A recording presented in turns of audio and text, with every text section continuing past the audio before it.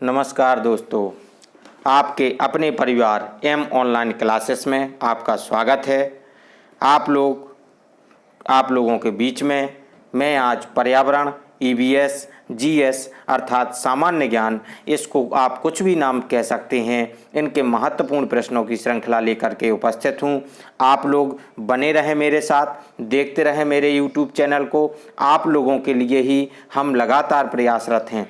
दोस्तों, आपको पता होगा कि जुलाई में सीटेट की एग्ज़ाम होना है, जिसको दृष्टिगत रखते हुए पर्यावरण के बहुत ही महत्वपूर्ण प्रश्न लेकर के आया हूं।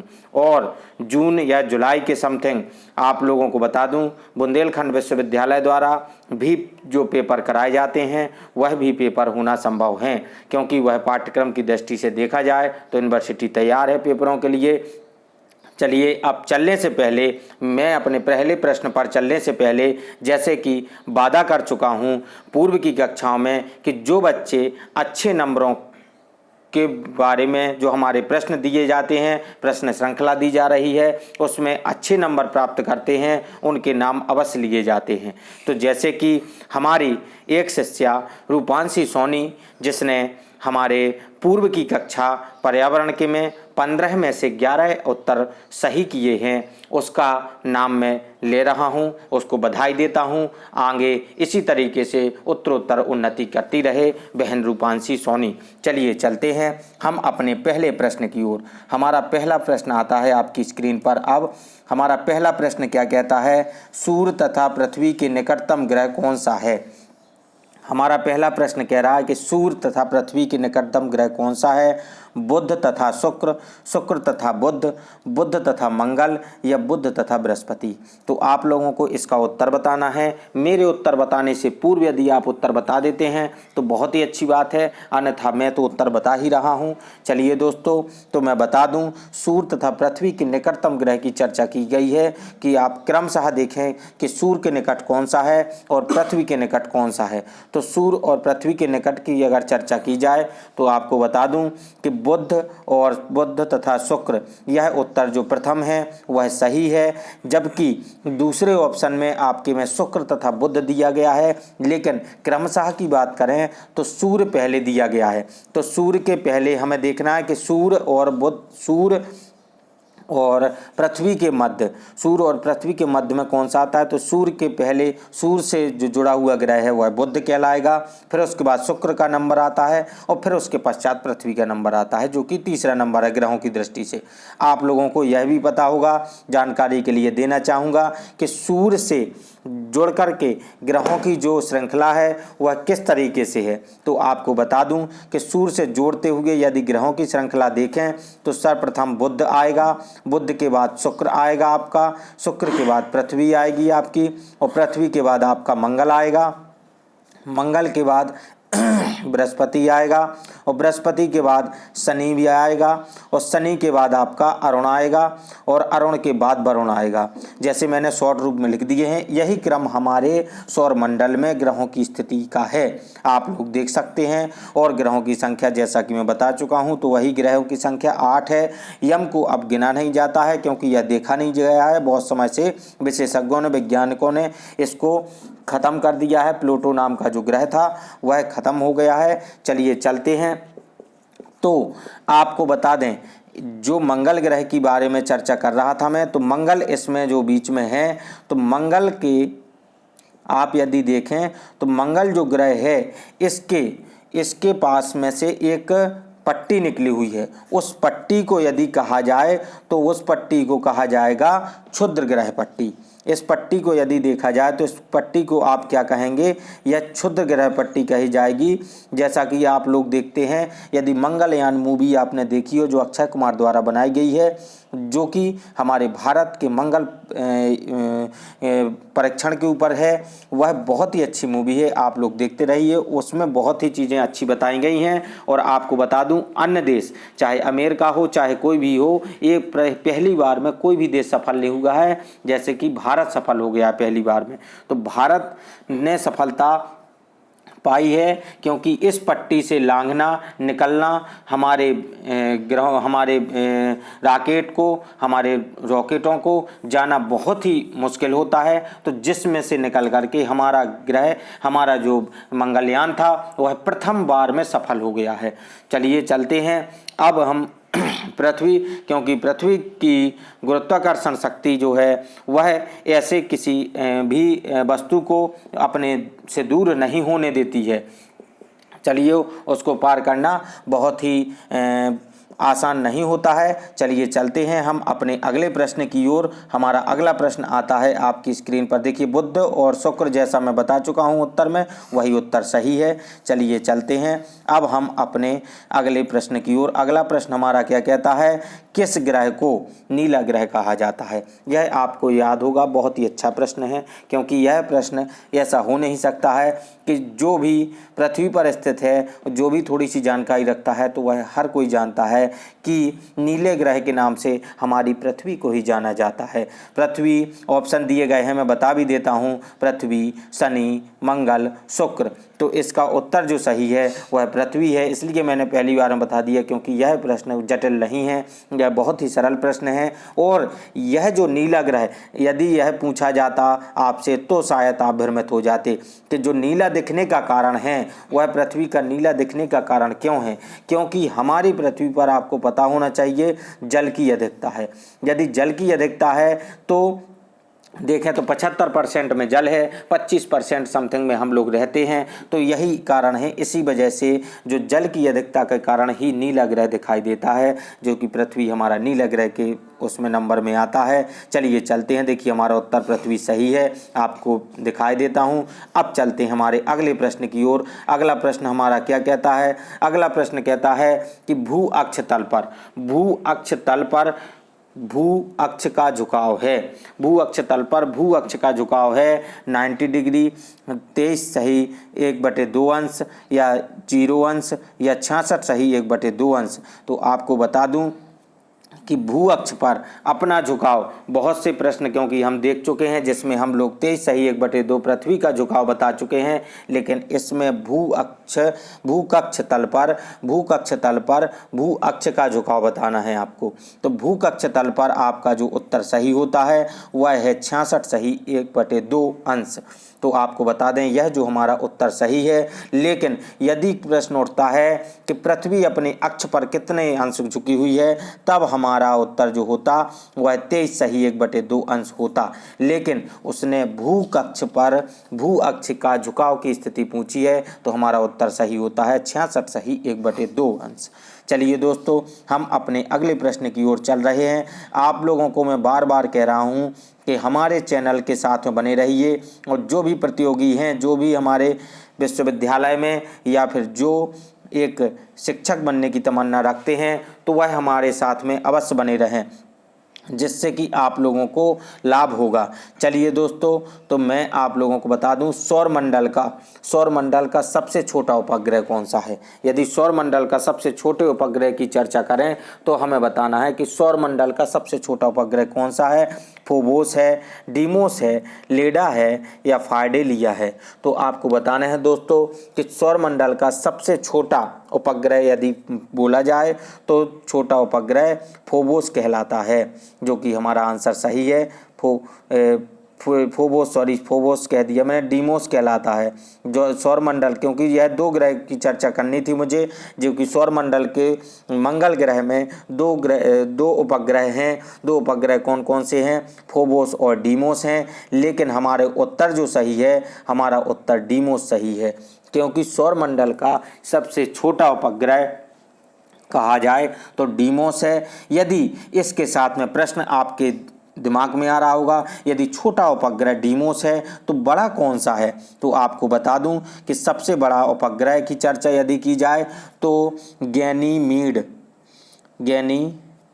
इसको आप इस तरीके से लिखेंगे, गैनीमीड, गैनीमीड नाम का जो उपग्रह है वह उपग्रह सौरमंडल का सबसे बड़ा उपग्रह है। और यदि कोई प्रश्न उठता है कि सर्वाधिक उपग्रह किस ग्रह के अंतर्गत आते हैं, किस ग्रह पर हैं, तो वह सर्वाधिक उपग्रह जो किस ग्रह के पास में है तो वह ग्रह है बृहस्पति। और उनकी संख्या यदि पूछी जाए तो आपको बता दें कि बृहस्पति के पास में जो उपग्रह हैं उनकी संख्या 67 है, यानी 67 है, आपको दोस्तों बता दें। चलिए दोस्तों हम अपने अगले प्रश्न की ओर चलते हैं। डीमोस देखिए हमारा उत्तर सही है, जैसा कि मैं बता चुका हूं। चलिए चलते हैं, हमारा अगला प्रश्न आता है आपकी स्क्रीन पर। अब आपको भी प्रश्नों के उत्तर देते रहना है जिससे कि आप भी अपडेट होते रहें। आपका अपडेट होना बहुत ही ज़रूरी है। यदि आप ज्ञान रखते हैं, पर्यावरण आपने पढ़ी है, यदि आपने अन्य पुस्तकें जैसे लूसेंट वगैरह या इनका अध्ययन किया है, तो आपको आज के 30 प्रश्नों में से आप कितने अधिक से अधिक नंबर लाते हैं यह आपको मैं बार बार बोल रहा हूँ। यदि आप हमारी कक्षा में हमारे कमेंट बॉक्स में यदि आप अपने नंबरों को कमेंट करते हैं और यदि कम से कम 25 नंबर या 23 नंबर तक प्राप्त करते हैं तो हम आपको बहुत ही अच्छा मानेंगे कि हाँ आप अध्ययन कर रहे हैं और अपने लक्ष्य की ओर बढ़ रहे हैं। चलिए दोस्तों हमारा प्रश्न उठता है 5वां। हमारा प्रश्न क्या कहता है, शनि ग्रह का सबसे बड़ा उपग्रह है। शनि ग्रह का सबसे बड़ा उपग्रह कौन सा है? टाइटन, एटलस, टेलेस्को या लापेट्स। तो आपको बताना है शनि ग्रह का जो सबसे बड़ा उपग्रह है वह कौन सा है। तो आपको बता दूं शनि ग्रह का जो सबसे बड़ा उपग्रह है वह है टाइटन।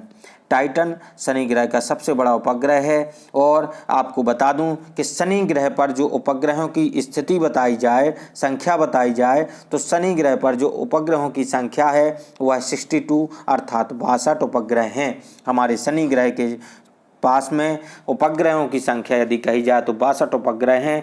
चलिए दोस्तों अब चलते हैं हम अपने अगले प्रश्न की ओर। हमारा अगला प्रश्न देखिए, टाइटन हमारा जो उत्तर सही है, जैसा मैं बता चुका हूं पूर्व में। हमारा अगला प्रश्न आता है आपकी स्क्रीन पर। अब अगला प्रश्न आपको हमारा देना है अगले प्रश्न का उत्तर, जो कि बहुत ही अच्छा प्रश्न है। सी ऑफ ट्रैंक्विलिटी, ट्रैंक्विलिटी कहाँ पर है इसको बताएंगे आप कि यह कहाँ पर है। पृथ्वी पर है, सूर्य पर है, जुपिटर में है या चंद्रमा में है। तो आपको बता दें सी ऑफ ट्रैंक्विलिटी, ट्रैंक्विलिटी क्या है, यह आपके कहाँ पर स्थित है, तो यह चंद्रमा पर स्थित है। आपको बता दें दोस्तों। चलिए हम चलते हैं अपने अगले प्रश्न की ओर। अगला प्रश्न हमारा बहुत ही महत्वपूर्ण प्रश्न आने वाला है। देखिए चंद्रमा हमारा उत्तर जो मैं बता चुका हूँ वह सही है। हमारा अगला प्रश्न आपका है सिजकी। यह प्रश्न बहुत ही महत्वपूर्ण है। यह प्रश्न कई प्रतियोगी परीक्षाओं में पूछे जाने लायक है। वर्तमान दृष्टि से देखा जाए तो यही प्रश्न आपको आएगा। अब बार बार अन्य प्रश्नों की बजाय ऐसे तरीके के प्रश्न पूछे जाने लगे हैं जो हमको भ्रमित कर सकते हैं। लेकिन चलिए उसको करने से पहले, भ्रमित करने से पहले आपको हम उसके बारे में बहुत ही अच्छी जानकारी देंगे और उसको बताते हैं। सिजकी है क्या है? सूर्य, पृथ्वी तथा चंद्रमा की एक ही सीधी रेखा में स्थिति या सूर्य तथा चंद्रमा के बीच पृथ्वी की स्थिति। और अगला पॉइंट है पृथ्वी के एक ही ओर सूर्य तथा चंद्रमा की स्थिति, सूर्य, चंद्रमा और पृथ्वी की समकोणिक स्थिति। तो आपको बताना है दोस्तों, आपको बताना है भैया बहनों कि इसका उत्तर सही कौन सा है। तो आप लोगों को बता दूं इसका उत्तर सही है सूर्य, पृथ्वी तथा चंद्रमा की एक सीधी रेखा में स्थिति, अर्थात हमारा पहला ऑप्शन जो है वह सही है। सूर्य, पृथ्वी तथा चंद्रमा की एक सीधी रेखा में स्थिति सिजकी कहलाती है। सिजकी को आप युति बियति भी कह सकते हैं। इसको आप सिजकी को यदि आप कहें तो सिजकी को आपको बता दूं कि सिजकी को आप दूसरे नाम से युति बियति भी कह सकते हैं। आप इसको युति ब्यूटी भी कह सकते हैं। तो आपको दोस्तों बता दूं इसके बारे में कुछ जानकारी सुजुकी के बारे में कि सुजुकी क्या है। सुजुकी आपको बता दें कि खगोल विज्ञान में युति ब्यूटी यानी अर्थात सुजुकी एक गुरुत्वाकर्षण प्रणाली में 3 खगोलीय पिंडों का एक सरल रेखीय विन्यास है। सरल रेखीय विन्यास है। यह सरल शब्दों में यदि कहें तो सरल शब्दों में जब कहते हैं तो जब सूर्य पृथ्वी और चंद्रमा, जब सूर्य पृथ्वी चंद्रमा एक सीध में होते हैं, एक सीध में होते हैं यानी एक समान दिशा में कि सूर्य पहले है, फिर उसके बाद पृथ्वी और फिर चंद्रमा, इस क्रम में यदि होते हैं तो यह स्थिति युति व्युति कहलाती है। युति व्युति स्थिति में चंद्रमा या तो सूर्य के साथ संयोजन में होता है या सूर्य से विमुख होता है। ऐसा भी नहीं है कि विमुख ना हो, या तो सूर्य के पास में होगा या सूर्य से दूर होगा। सूर्य ग्रहण और चंद्र ग्रहण भी जो होते हैं वह युति व्युति के समय पर होता है। यदि ऐसी स्थिति आती है तो सिजकी जो होती है वह चंद्र ग्रहण और सूर्य ग्रहण भी युति व्युति के क्रम में ही होते हैं, इसी के कारण होते हैं। देखिए हमारा उत्तर सही है, जैसा मैं बता चुका हूं कि हमारा पहला ऑप्शन सही है। चलिए चलते हैं हम अपने अगले प्रश्न की ओर। हमारा अगला प्रश्न क्या कहता है कि पृथ्वी पर वह यमज नक्षत्र कौन सा है जो अमाप घनत्व द्रव्यमान में पृथ्वी जैसा दिखाई देता है। तो पृथ्वी जैसा दिखाई देने वाला नक्षत्र कौन सा है, तो आपको बताना है नक्षत्र कौन सा है। यमज नक्षत्र कौन सा है, अर्थात अमाप घनत्व और द्रव्यमान की दृष्टि से देखा जाए तो वह ग्रह कौन सा है, तो आपको बता दूं दोस्तों, वह ग्रह आप सुन चुके होंगे शुक्र। शुक्र को कुछ अन्य नामों से भी जाना जाता है, आप उसको पृथ्वी की बहन भी कह सकते हैं। कई लोग इसको कई प्रश्नों में यह पृथ्वी की बहन लिख करके आ गया है। पृथ्वी की बहन, सांझ का तारा, भोर का तारा भी कहा जाता है। आपको बता दें दोस्तों, यदि कहा जाए कि यह हमारा उत्तर है तो CO2 में यदि आप देखें तो CO2 की मात्रा जो यहाँ पर शुक्र ग्रह में CO2 की मात्रा आपको बता दें 90 से 95% तक यहाँ पर CO2 की मात्रा है। आपको दोस्तों बता दें शुक्र ग्रह पर, इसलिए यहाँ पर जीवन संभव नहीं है।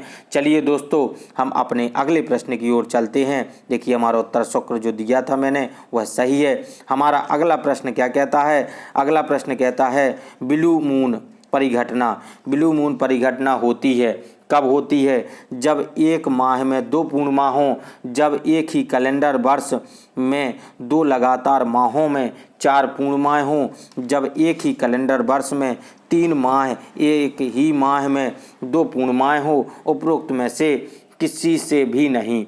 यानी कि उत्तर आपको बताना है कि ब्लू मून परिघटना कब होती है, तो आपको बता दें कि ब्लू मून परिघटना जब उत्तर हमारा पहला ऑप्शन सही है, पहला ऑप्शन ए ऑप्शन हमारा सही है, जब एक ही माह में 2 पूर्णिमाएँ हों तो उसको आप ब्लू मून परिघटना कहते हैं, कह सकते हैं, यही ब्लू मून परिघटना है। चलिए दोस्तों हमारे अगले प्रश्न की ओर चलते हैं। देखिए जैसा कि उत्तर मैं बता चुका हूँ वही उत्तर सही है। हमारा अगला प्रश्न उठता है आपकी स्क्रीन पर। अब अगला प्रश्न क्या कहता है, अगला प्रश्न कहता है टाइटन किस ग्रह का उपग्रह है। मैं बता भी चुका हूँ आपको, यह प्रश्न आसान है, आपको पूर्व में बता चुका हूँ। तो ट्राइटन इसको कहेंगे। ट्राइटन किस ग्रह का उपग्रह है, नेपच्यून का, यूरेनस का, शनि का और शुक्र का। तो आपको बता दें ट्राइटन की चर्चा हो रही है, टाइटन पूर्व में हो चुका है, ये ट्राइटन है। तो ट्राइटन किस ग्रह का उपग्रह है, तो ट्राइटन जो है वो हमारे नेपच्यून ग्रह का उपग्रह है। चलिए दोस्तों नेपच्यून ग्रह का उपग्रह है यह। चलिए हमारे अगले प्रश्न की ओर चलते हैं। हमारा अगला प्रश्न क्या कहता है, देखिए उत्तर हमारा नेपच्यून दिया गया है जो कि सही है। हमारा अगला प्रश्न क्या कहता है, अगला प्रश्न आपकी स्क्रीन पर आता है। अब आप उत्तरों की श्रृंखला को उत्तर देते रहिए, कमेंट बॉक्स में कमेंट करिए कि सर पहले का यह है, दूसरे का यह है, तीसरे का यह। आप सभी को क्रम से देते जाइए, आपके उत्तर जितने अच्छे सही होंगे आपको उतने ही सम्मान के साथ आपका नाम लिया जाएगा। जितने ही बच्चे होंगे उनके सभी के नाम लिए जाएंगे। आपको मैं बार बार कह रहा हूं, इसलिए सभी भैया बहनों आप लोग अध्ययन अवश्य करें। इस लॉकडाउन की स्थिति में आपको इससे अच्छी ऑनलाइन क्लास कोई नहीं दे पाएगा। जितनी मेहनत के साथ में, जितने अच्छे डाटा के साथ में हम आपको दे रहे हैं, इससे अच्छी कक्षाएं और ऐसे प्रश्नों को आपको कोई नहीं दे पाएगा। आप लोग केवल पढ़ते रहिए, आपकी सफलता आपके हाथ में होगी। मैं वादा कर सकता हूं, यदि आपने खाकी का सपना देखा है तो आपको खाकी ही प्राप्त होगी। यदि आपने पटवारी लेखपाल बनने का सपना देखा है, एमपी पुलिस में जाने का सपना देखा है, यदि आपने टीचर बनने का सपना देखा है तो आप लोग लगे रहिए। आपको कई पुस्तकों के माध्यम से, कई विशेषज्ञों के माध्यम से यह जो डाटा उपलब्ध कराया जा रहा है, कई बहुत ही महत्वपूर्ण पदों पर बैठे हुए आसीन पदों पर उनके द्वारा यह डाटा पहुंचाया गया है। आप लोगों को पूरी हेल्प करूंगा जो कि निःशुल्क होगी। आप लोग कृपया देखते रहें और उसको अध्ययन और नोटबुक में करते रहें।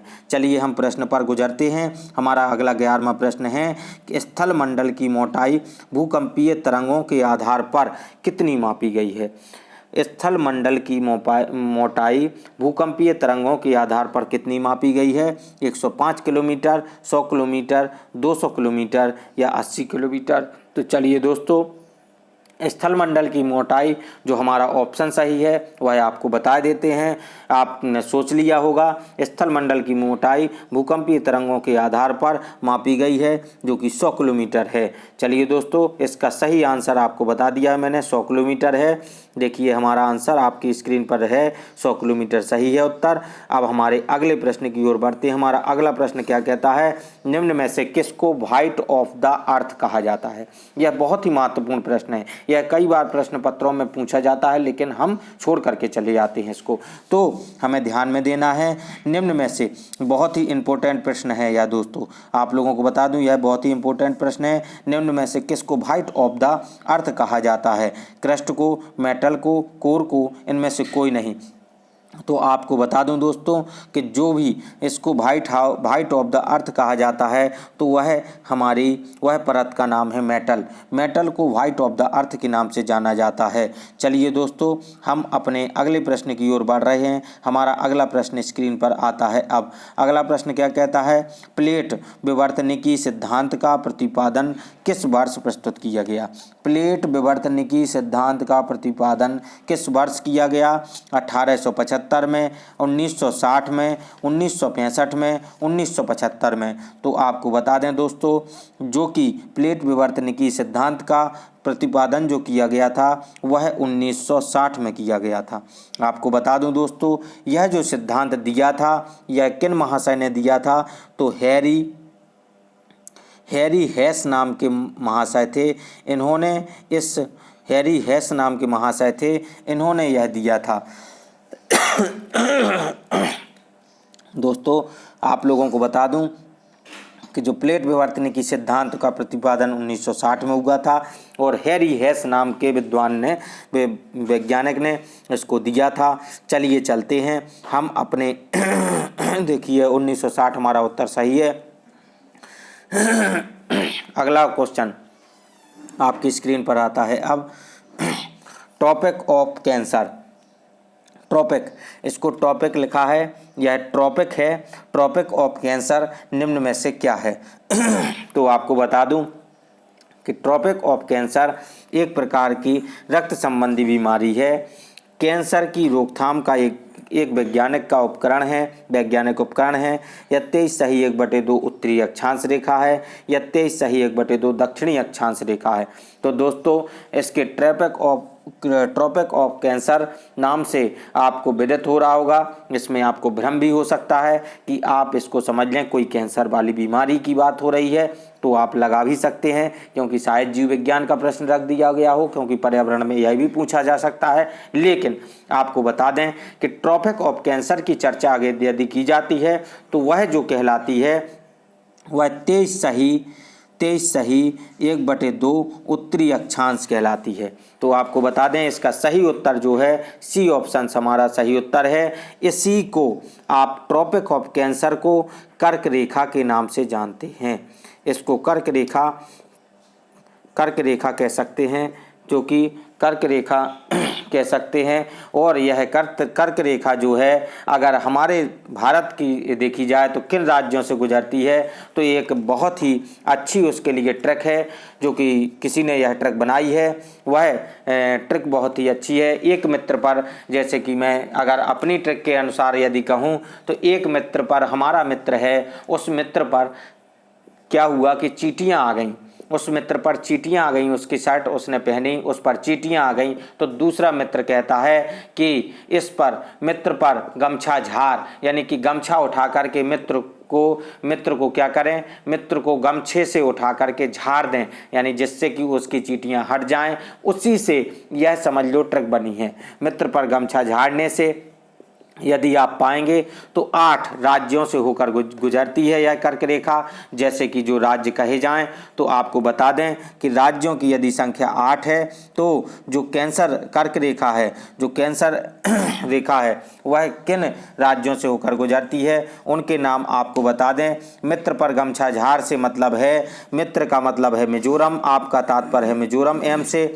और ती से है त्रिपुरा हो गया। और पी यानी पर, यदि पर की बात करें तो पा से हो जाता है पश्चिम बंगाल आपका, पश्चिम बंगाल के बाद रा से हो जाता है राजस्थान, आपको बता दें। और मित्र पर गमछा यानी कि जी मीज होता है गुजरात, तो गुजरात राज्य से भी यह कर्क रेखा निकलती है। और एम से यदि कहा जाए तो एम से मध्य प्रदेश है जिससे कि कर्क रेखा गुजरती है। अगला जो छा है, गमछा का मतलब होता है छत्तीसगढ़, तो छत्तीसगढ़ से रेखा निकलती है, आपको बता दें कर्क रेखा। और झार लास्ट में आता है झार, जैसे कि आपको कहा जाए कि गमछा हो गया, झार मीज होता है झारखंड, तो आपके झारखंड से होकर के निकलती है। इसी प्रकार से आपके जो ही 8 राज्य हैं जिनसे होकर के यह रेखा निकलती है, वह राज्य क्रम से एक बार बोल रहा हूँ, आप लोग लिख सकते हैं।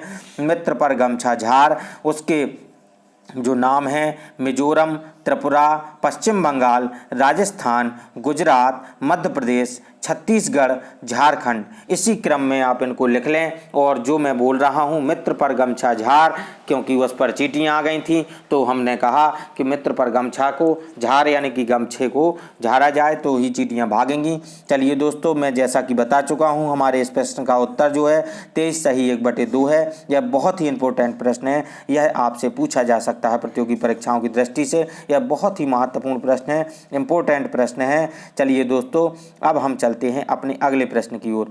हमारा अगला प्रश्न क्या कहता है, एक देशांतर से दूसरे देशांतर के बीच कितना समय अंतराल होता है। यह प्रश्न मैं पूर्व में भी बता चुका हूँ, पुनः बता रहा हूँ, बहुत ही अच्छा प्रश्न है। यह प्रश्न पूर्व की कक्षाओं में भी बता चुका हूँ। एक देशांतर से दूसरे देशांतर के बीच में कितना समय अंतराल होता है, तो वह अंतराल जो होता है वह 4 मिनट का होता है। दोस्तों आपको बता दूं 4 मिनट जो हमारा पहला ऑप्शन है वह सही है। 1 घंटे का होता है, 15 मिनट का होता है या 12 घंटे का, तो हमारा सही उत्तर 4 मिनट है। बहुत ही इंपॉर्टेंट क्वेश्चन है, यह बहुत ही इंपॉर्टेंट क्वेश्चन है दोस्तों। चलिए दोस्तों, हम देखिए उत्तर हमारा इस आपकी स्क्रीन पर है 4 मिनट। हमारा अगला प्रश्न आता है आपकी स्क्रीन पर। अब हमारा अगला प्रश्न क्या कहता है, 16वां प्रश्न है, एक अंश देशांतर की सर्वाधिक दूरी कहाँ पर होगी। एक अंश देशांतर की सर्वाधिक दूरी यदि पूछी जाए तो कहाँ पर होगी, कर्क रेखा पर होगी, मकर रेखा पर होगी या विषुवत रेखा पर होगी, या इनमें से कोई नहीं। तो दोस्तों आपको इसका उत्तर बता दें, एक अंश देशांतर की सर्वाधिक दूरी यदि कही जाए तो वह विषुवत रेखा पर होगी। देखिए विषुवत रेखा पर होगी। हमारा अगला प्रश्न आने से पहले देखिए विषुवत, लेकिन विषुवत थोड़ा सा गलत लिखा है, इसको सही ऑप्शंस में दिया गया उसको आप माने, अशुद्ध लिख गया है। चलिए हमारा अगला प्रश्न आपकी स्क्रीन पर आता है। अब हमारा अगला प्रश्न क्या कहता है, कुल अक्षांशों की संख्या बतानी है। कुल अक्षांशों की यदि संख्या बताई जाए तो अक्षांशों की संख्या इसमें थोड़ा सा गलत हो गई है लगता, एक ऑप्शन दिया गया नहीं है या फिर एक घट गया है, इसमें एक और प्लस करना होगा तभी हमारा सही आंसर आएगा, जो कि 181 है। सही यही है, कुल अक्षांशों की संख्या टाइपराइटर महोदय के द्वारा गलत कर दी गई है, लेकिन सही इसका जो उत्तर है बहुत ही इम्पोर्टेंट उत्तर है। इसकी जो सही उत्तर है इसका, कुल अक्षांशों की संख्या 181 है। जैसा कि दोस्तों आपको बता रहा हूँ मैं आप लोगों के लिए बिल्कुल दिन भर पूरे दिन और प्रतिदिन आपके लिए संघर्ष कर रहा हूं। आप लोगों के अलावा मेरे लिए कुछ नहीं है। आपकी सफलता मेरी सफलता होगी। आपका एम ऑनलाइन क्लासेस हमेशा इसी तरीके से कार्य करता रहेगा, निःशुल्क करता रहेगा। चलिए दोस्तों, हम आपको इसमें जो बता चुका हूं मैं कि 181 है, और चलिए अक्षांश रेखाओं की संख्या जो 181 है। हमारा अगला प्रश्न आपकी स्क्रीन पर आता है। अब हमारा अगला प्रश्न क्या कहता है? 18वां प्रश्न है जो कि इस श्रृंखला में चल रहे हैं हम। हमारे प्रश्न अधिक होंगे, समय अधिक लगेगा तो प्रश्न भी अधिक होंगे, और एक प्रश्न के साथ में कई प्रश्नों को जोड़कर दे रहा हूं, जिससे कि आप लोगों को जितना समय लूँगा उससे भी अधिक, उतने मिनटों के हिसाब से आप जोड़ें तो कई प्रश्न आपको मिलेंगे। चलिए दोस्तों, हमारा अगला प्रश्न है, निम्नलिखित में से किस स्थान का प्रमाणिक समय एवं स्थानीय समय लगभग एक समान है? यदि प्रमाणिक समय देखा जाए और स्थानीय समय देखा जाए तो एक समान है। वह स्थान कौन सा है? नई दिल्ली है, नैनी है, अहमदाबाद है, रांची है। तो आपको बता दें जो है स्थान नैनी है, जो कि हमारे भारत में उत्तर प्रदेश के पास में प्रयागराज जिले के पास में है। प्रयागराज, जिसको हम इलाहाबाद के नाम से भी जानते हैं, जो कि उत्तर प्रदेश में स्थित है, उत्तर प्रदेश राज्य में स्थित है। वहाँ पर नैनी नामक स्थान है। वहाँ का प्रमाणिक समय और स्थानीय समय लगभग समान है। आपको बता दें दोस्तों कि हमारे भारत में जो समय काल देखा जाता है वही नैनी के स्थान से ही हमारे समय अंतराल को देखा जाता है। चलिए दोस्तों, हम अपने अगले प्रश्न की ओर चलते हैं। हमारा अगला प्रश्न आपकी स्क्रीन देखिए। नैनी हमारा उत्तर, जैसा कि मैं बता चुका हूं, सही है। हमारा अगला प्रश्न आता है आपकी स्क्रीन पर। अब 19वां प्रश्न क्या कहता है? 19वां प्रश्न इतना अच्छा प्रश्न है, आप लोग बताते रहिए। अंतर्राष्ट्रीय दिनांक रेखा, अंतर्राष्ट्रीय दिनांक रेखा कहाँ से होकर गुजरती है? तो दोस्तों आप लोगों को बता दूं, अंतर्राष्ट्रीय दिनांक रेखा कहाँ से होकर गुजरती है? 0 डिग्री से, 180 डिग्री से, 90 डिग्री से, 270 डिग्री से। तो आपको बता दूं दोस्तों, अंतर्राष्ट्रीय दिनांक रेखा कहाँ से होकर गुजरती है? तो आप लोगों को बताना है दोस्तों कि अंतर्राष्ट्रीय दिनांक रेखा जो है वह 180 डिग्री से होकर गुजरती है। चलिए दोस्तों, जिसको यामोत्तर 180 डिग्री यामोत्तर कहा जाता है, इसको 180 डिग्री यामोत्तर कहा जाता है। तो दोस्तों यहाँ से होकर के गुजरती है अंतर्राष्ट्रीय दिनांक रेखा। चलिए 180 जैसा कि उत्तर मैंने बताया है वही सही भी है। आपका अगला प्रश्न आता है आपकी स्क्रीन पर। अब अगला प्रश्न हमारा बहुत ही अच्छा प्रश्न है। आग्नेय चट्टानें, चट्टानों से लेकर के प्रश्न आए हैं आपके बीच में। आग्नेय चट्टानें बनती हैं जैसे कि आप भी एक चट्टान की भांति खड़े हो जाएं और डट जाएं और अपने लक्ष्य को पाने के लिए बिल्कुल चट्टान बन जाएं कि हम अपने लक्ष्य को जब तक नहीं पालेंगे तब तक हिलेंगे नहीं। खाना पीना खाते रहें जिससे आप जीवित रहें, और लॉकडाउन के नियमों का पालन करते रहें। कोरोना नामक एक भयावह बीमारी से बचने के लिए केवल एक ही उपाय है, जो कि सोशल डिस्टेंसिंग, जिसमें आप लोग सफल होंगे तभी आप एक अच्छे समाज का निर्माण कर पाएंगे, जो कि हमारे विशेषज्ञ और सरकार चाहती है। आग्नेय चट्टानें बनती हैं गर्म लावा के ठंडे होने पर, पर्वतों के गिरने से, भूकंप से, इनमें से कोई नहीं। तो दोस्तों आपको बता दूं कि गर्म लावा के ठंडे होने से या पर्वतों के गिरने से या भूकंप से तो आग्नेय चट्टानों का जो निर्माण होता है वह गर्म लावा के ठंडे होने से होता है। वह जब गर्म लावा निकलता है ज्वालामुखी से, जब यह ठंडा हो जाता है, आपको पता होगा जब ज्वालामुखी फटता है तो उससे कई प्रकार के लावा निकलते हैं, लेकिन जब वो गर्म लावा एक ठंडी अवस्था में पहुंच जाता है तब वही जो चट्टान का रूप लेती है, उस चट्टान को हम आग्नेय चट्टान कहते हैं। तो आप लोगों को मैंने बता दिया है, इसका उत्तर सही है। आपकी स्क्रीन पर देखिए उत्तर भी आ गया है। गर्म लावा को ठंडे होने पर आग्नेय चट्टान बनती है। आपका अगला प्रश्न आता है आपकी स्क्रीन पर। अब चूना पत्थर, चूना पत्थर का कायांतरित रूप है। अगर चूना पत्थर का कायांतरित रूप देखें तो कौन सा है? संगमरमर है, स्लेट है, ग्रेनाइट है, क्वार्टजाइट है। तो आपको बता दूं दोस्तों, चूना पत्थर का कायांतरित रूप का आंसर उत्तर जो सही है, सही उत्तर, यह बहुत ही इंपॉर्टेंट प्रश्न है। यह कई बार पूछा जाता है और हम भ्रमित हो जाते हैं और गलत आंसर लगा देते हैं, लेकिन चूना पत्थर का जो कायांतरित रूप है वह संगमरमर कहा जाता है दोस्तों। तो वह जो कायांतरित रूप है वह संगमरमर सही उत्तर है हमारा। देखिए दोस्तों, हमारे उत्तर में भी दिया गया है, उत्तरमाला में भी हम आपको बता देते हैं, जिससे कि आप भ्रमित ना हो, आपको पसंद आते जाएं और आपको समझ में आता जाए। इसी तरीके से हम प्रश्नों को देते जाते हैं। हमारा अगला प्रश्न आपकी स्क्रीन पर आता है अब, अवसादी सेलों का दूसरा नाम क्या है? अवसादी 22वां प्रश्न है। देखिए दोस्तों, अवसादी सेलों का दूसरा नाम क्या है? स्तनंत्र स्तरित सेल या अस्थिर सेल या अरंध्री सेल, इनमें से कोई नहीं।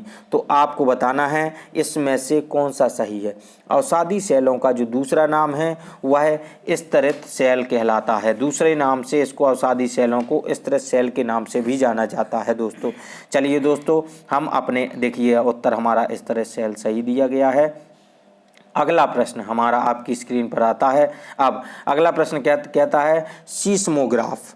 सीस्मोग्राफ किसका विज्ञान है? सीस्मोग्राफ किसका विज्ञान है? नदियों का, भूकंप का, ज्वालामुखी का, पर्वत का। इससे किसका ज्ञान लिया जाता है? किसके बारे में इसमें अध्ययन किया जाता है? तो सीस्मोग्राफ किसका विज्ञान है? तो सीस्मोग्राफ आपको बता दूं, सीस्मोग्राफ जो है वह भूकंप का विज्ञान है। वह भूकंप का विज्ञान है, ना कि नदियों का, ना ज्वालामुखी, ना पर्वत का, वह भूकंप का विज्ञान है। चलिए दोस्तों, हम चलते हैं। देखिए, भूकंप हमारा उत्तर सही दिया गया है। अब आते हैं हम अगले प्रश्न की ओर। अगला प्रश्न हमारा स्क्रीन पर आता है अब, विश्व में सबसे लंबी पर्वत श्रेणी कौन सी है?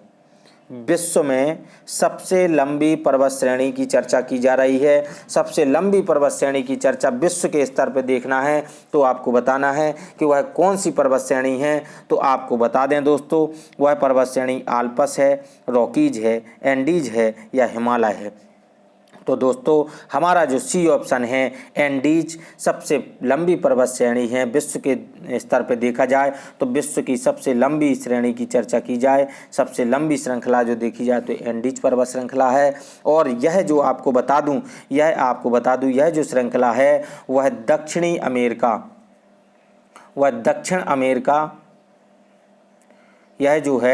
दक्षिण अमेरिका के पश्चिमी तट पर स्थित है।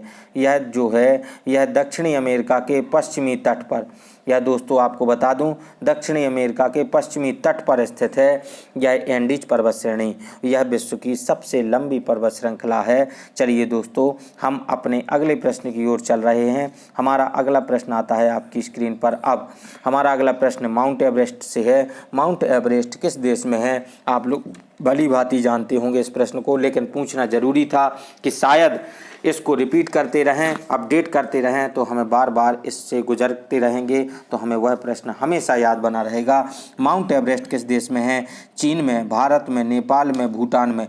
बहुत से बच्चे इसको भारत लगा करके आ जाते हैं, माउंट एवरेस्ट बोले भारत में है, जबकि आपको बता दें माउंट एवरेस्ट जो है वह नेपाल देश में, हमारे बगल के देश में नेपाल में स्थित है, जहां पर नेपाली रुपया चलता है, वहां की मुद्रा। और देखिए दोस्तों, वहां का जो राष्ट्रीय पशु मैं एक बार पूर्व की कक्षा में बता चुके हम लोग, तो आपको बता दें वहां का राष्ट्रीय पशु अगर कहा जाए तो गाय हो गया है। यह प्रश्न वर्तमान प्रश्न पत्रों में आने की संभावना है, इसलिए आपको बता दिया गया है।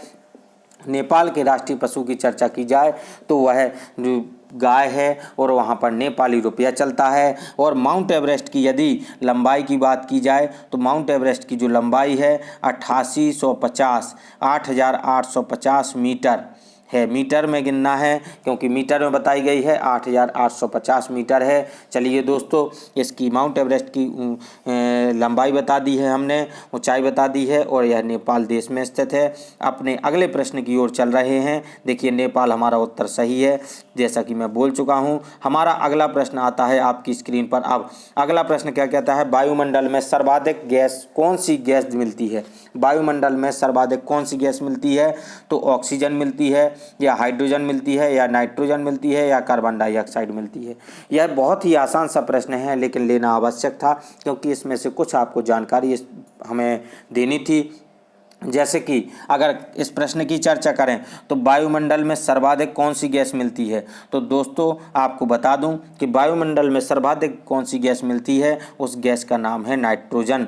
नाइट्रोजन कह सकते हैं। और नाइट्रोजन की यदि मात्रा की चर्चा करें तो नाइट्रोजन जो है वह 78.8% हमारे वायुमंडल में उपस्थित है। इसकी परसेंटेज के मापा जाए हिसाब से तो नाइट्रोजन जो है वह 78.8% है।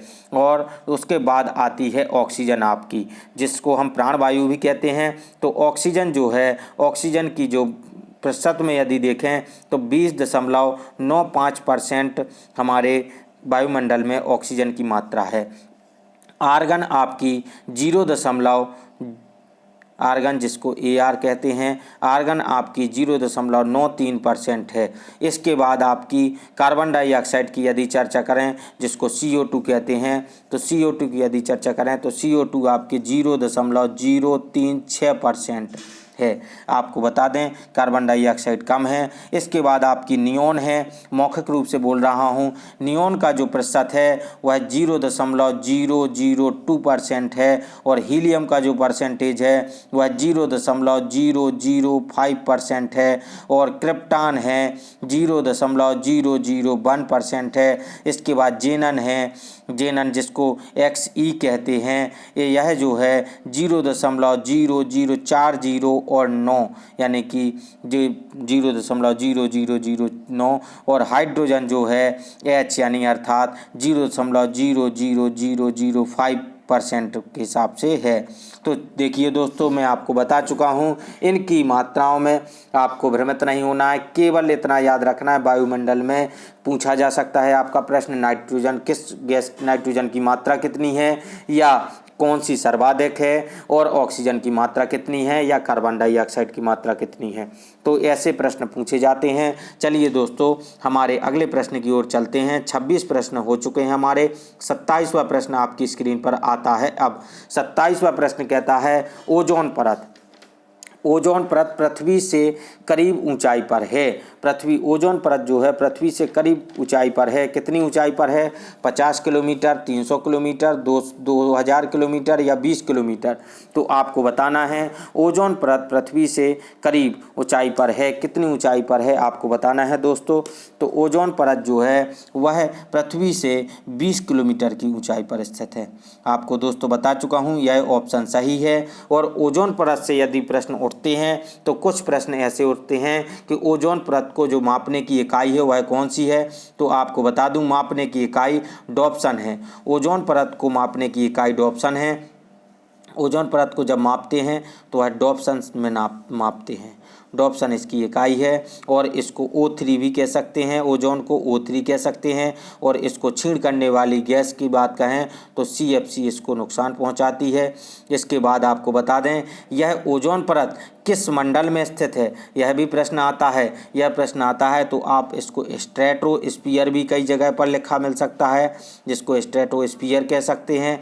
और इसका दूसरा नाम है समताप मंडल, इसको हिंदी में समताप मंडल कहते हैं। इसमें भी उपस्थित हो सकता है। और समताप मंडल को यदि चर्चा करें तो समताप मंडल 50 किलोमीटर ऊंचाई तक फैला हुआ है। हमारा जो समताप मंडल है वह 50 किलोमीटर ऊंचाई तक फैला हुआ है। इसको स्ट्रेटोस्फीयर के नाम से जानते हैं। और ओजोन परत 20 किलोमीटर दूरी पर स्थित है हमारी पृथ्वी से।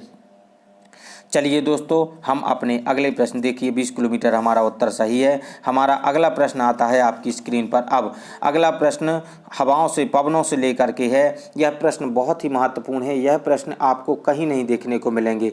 यह प्रश्न परीक्षाओं में आ जाते हैं तो कई बार बच्चे भ्रमित हो जाते हैं, क्या ऐसे नाम हो सकते हैं इन पवनों के, ऐसे नाम हो सकते हैं इन हवाओं के। तो देखिए, गरजती चालीसा, प्रचंड पचासा और चीखता साठा क्या है? यह क्या है? समुद्री तूफान है, दक्षिणी गोलार्ध में पश्चिमी पवनें हैं, या उत्तरी गोलार्ध में पश्चिमी पवनें हैं, प्रशांत महासागर की धाराएं हैं। तो इनके बारे में आपको बताना है कि कौन सा उत्तर सही है। तो गरजती चालीसा, प्रचंड पचासा और चीखता साठा यह क्या है? तो आपको बता दें कि आपको मैंने पवने तो बोल ही दिया, आपको हिंट मिल ही गई है। लेकिन अब आपके पास दो ऑप्शन बचे थे, दक्षिणी और उत्तरी। तो अब आपको दक्षिणी और उत्तरी में तय करना है कि इसमें से आंसर सही कौन सा है। दो में ऑप्शंस मैं बता चुका हूँ। दो ऑप्शन के अंदर 50-50 खेलना है हमें और बताना है कि 50-50 में कौन सा हमारा आंसर सही होगा। तो दोस्तों आपको बता दूँ कि इसमें से गरजती चालीसा, प्रचंड पचासा और चीखता साठा का जो पवनें हैं वह कहाँ से कहाँ पर हैं, तो दक्षिणी गोलार्ध में पश्चिमी पवनें कहलाती हैं। यह दक्षिणी गोलार्ध की पश्चिमी पवनें कहलाती हैं। चलिए दोस्तों, इससे थोड़ी सी जानकारी और दे दूँ आपको। गरजती जो चालीसा है, यदि आपको इसी प्रश्न से लेकर के कुछ बता दूँ तो गरजती जो चालीसा है वह 40 डिग्री अक्षांश पर स्थित है, यह चलती हैं। और आपकी जो प्रचंड पचासा है इसको दूसरे नाम से भी जाना जाता है। दूसरा नाम अभी नहीं बताऊंगा क्योंकि इसका प्रश्न दिया गया है, इसको प्रश्न में बाद में बताऊंगा। लेकिन प्रचंड पचासा जो चलती है वह 50 डिग्री अक्षांश से होकर के चलती है। और चीखता साठा 60 डिग्री पर, चीखता साठा जो है वह 60 डिग्री पर, साठा से 60 समझ लीजिए, चीखता साठा यानी 60 डिग्री। यह दक्षिणी गोलार्ध में पश्चिमी पवनें हैं। ये सभी जो पवनें हैं, ये सभी पवनें जो हैं वह पछुआ पवनों के अंतर्गत आती हैं। यह जो पवनें हैं वह पछुआ पवनों के अंतर्गत आती हैं दोस्तों। और प्रचलित पवनों की यदि चर्चा करें तो प्रचलित पवनों की यदि चर्चा करते हैं हम, तो प्रचलित पवनों में हमारी पवनें जो हैं वह व्यापारिक पवनें और आपकी पछुआ पवनें और आपकी ध्रुवीय इतनी पवनें आपकी होती हैं जो कि प्रमुख पवनें हैं। चलिए दोस्तों, हम अपने अगले प्रश्न की ओर चलते हैं। आपको अगला प्रश्न हमारा देखिए, स्क्रीन पर उत्तर वही सही है, दक्षिणी गोलार्ध में पश्चिमी पवनें। चलिए चलते हैं, हमारा अगला प्रश्न उठता है दहाड़ता चालीसा। अब अगला प्रश्न हमारा दहाड़ता चालीसा से है। दहाड़ता चालीसा, जैसे कि मैं पूर्व में भी बता चुका हूँ, कुछ नामों को उन्हीं के उपनाम हो सकते हैं। चलिए, जैसे दहाड़ता चालीसा क्या है? 40 डिग्री दक्षिणी अक्षांश की जलधारा है, 40 डिग्री उत्तरी अक्षांश की जलधारा है, दक्षिणी गोलार्ध में 40 डिग्री अक्षांश के पास चलने वाली तेज हवा है, इनमें से कोई नहीं। देखिए, इसमें बहुत सी हिंट मिल गई हमें, क्योंकि जलधारा जहाँ पर दिया गया, मैं पूर्व बता चुका हूँ कि यह चालीसा, दहाड़ता चालीसा, गरजती चालीसा, प्रचंड पचासा, चीखता साठा, यह क्या है? यह सभी पवनें हैं। तो आपके यह तो ऑप्शन दोनों ऊपर के गलत हो जाते हैं, तीसरा नीचे का इनमें से कोई भी गलत हो जाता है, चौथा गलत हो जाता है। तीसरा ऑप्शन जो बचा है हमारा वह कौन सा है? दक्षिणी गोलार्ध में 40 डिग्री अक्षांश के पास चलने वाली तेज हवा, यही आपका उत्तर सही है, जो कि मैं बता चुका हूं। और दहाड़ता चालीसा को आप गरजती चालीसा भी कह सकते हैं। यह गरजती चालीसा का ही दूसरा नाम है। गरजती चालीसा जो कि 40 डिग्री अक्षांश पर है, इसी को आप दहाड़ता या गरजती चालीसा कह सकते हैं। चलिए दोस्तों, हम अपने अगले प्रश्न की ओर आ रहे हैं। हमारा अगला प्रश्न आपकी स्क्रीन पर आ रहा है। अगला प्रश्न 30वां प्रश्न है। 30वां प्रश्न क्या कहता है? भयंकर पचासा चलते हैं 50 डिग्री उत्तरी अक्षांश पर, 50 डिग्री दक्षिणी अक्षांश पर, 50 degree north and 60 degree north के मध्य, इनमें से कोई नहीं। तो हमारा जो उत्तर सही है, इसमें से आपको बता दूं, हमारा जो बी पार्ट हमारा सही है। बहुत ही इम्पोर्टेंट प्रश्न है, यह कई बार पूछा जा सकता है। यह प्रश्न माला में आपको बता दें तो भयंकर पचासा, जो मैं पूर्व बता चुका हूँ, प्रचंड पचासा, यह प्रचंड पचासा का ही दूसरा नाम है।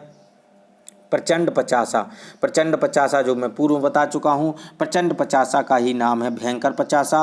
वो यह है 50 डिग्री, पचासा मतलब 50, तो 50 डिग्री सेंटीग्रेड पर चल रहा है, हमें यह ध्यान रखना है। 50 डिग्री पर दक्षिणी अक्षांश पर यह चलता है। चलिए दोस्तों, हम अब चलते हैं अपने अंतिम प्रश्न की ओर। हमारा अंतिम प्रश्न देखिए, 50 डिग्री है दक्षिणी अक्षांश, यह सही है। हमारा अगला प्रश्न आपकी स्क्रीन पर आता है। अब हमारा अगला प्रश्न क्या कहता है? अंतिम प्रश्न के रूप में हम आपके बीच में उपस्थित हैं। यह अंतिम प्रश्न है हमारी आज की श्रृंखला का। पछुआ हवाएं बे हवाएं हैं जो चलती हैं, पछुआ हवाएं बे हवाएं हैं जो चलती हैं ध्रुवीय, पहला ऑप्शन है ध्रुवीय क्षेत्रों के ऊपर, रात्रि में पृथ्वी से समुद्र की ओर तथा दिन में समुद्र से पृथ्वी की ओर मौसम पर निर्भर होकर विभिन्न दिशाओं में भूमध्य रेखा के 30 डिग्री व 60 डिग्री उत्तरी दक्षिणी अक्षांश रेखाओं के मध्य। तो आपको इसका उत्तर बताना है। भूमध्य रेखा जो है वह 30 डिग्री से 60 डिग्री उत्तर दक्षिण अक्षांश रेखाओं के मध्य चलती है। यह हमारा उत्तर सही होगा, जो कि हमारा डी पार्ट है। डी पार्ट हमारा सही है, यह हमारा उत्तर सही है दोस्तों। चलिए दोस्तों, पश्चिमी पवनों को पछुआ पवनें कहते हैं। देखिए आपको मैं बता चुका हूँ। चलिए चलते हैं। अब हमारा प्रश्न देखिए, उत्तर हमारा सही है, जो कि भूमध्य रेखा 30 डिग्री से 60 डिग्री उत्तर दक्षिण अक्षांश रेखाओं के मध्य में चलती हैं।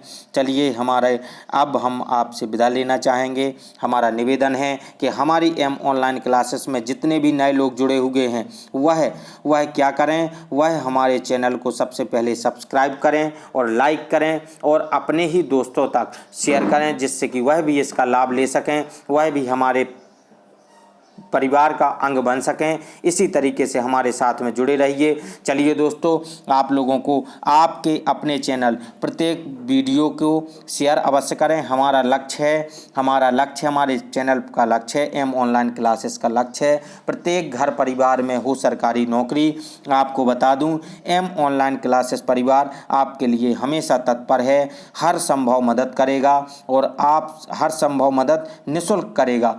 आप लोग अपने प्रश्नों के उत्तर चैनल के कमेंट बॉक्स में, पुनः निवेदन कर रहा हूं, कमेंट बॉक्स में वीडियो को देखते समय ही देते जाएं और सभी उत्तर देने के पश्चात अपने कुल नंबर अवश्य बताएं कि आपने कुल नंबर इतने प्राप्त किए हैं। उसमें कोई आपकी इंसल्ट की बात नहीं है। यदि आप कम नंबर प्राप्त करते हैं तो आप कम ही दें, जिससे कि आप अगली कक्षा में और अच्छा प्रदर्शन कर पाएंगे और उससे कोई बुराई नहीं है, कोई गलत बात नहीं है। जितने आपके प्रश्न उत्तर आते हैं सही, तो उतने ही आप दें।